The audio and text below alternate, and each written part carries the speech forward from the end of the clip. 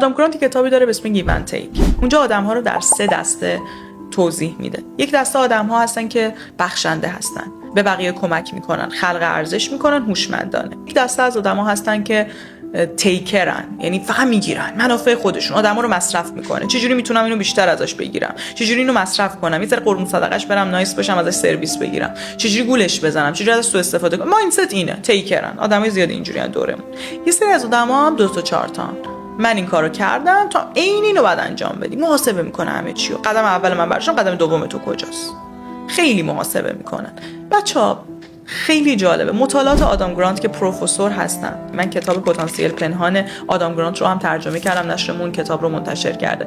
مطالعات آدام گرانت داره اینو نشون میده در کتاب گیو اند تیک که در نهایت در بلند مدت بخشنده ها برنده هستن، کسایی که هوشمندانه میبخشن و هوشمندانه کمک میکنن به بقیه، چون بهترین راه برای رسیدن به موفقیت اینه کمک کنی بقیه هم موفق بشن. زمانی میتونید لول اپ کنید که بخشنده باشید.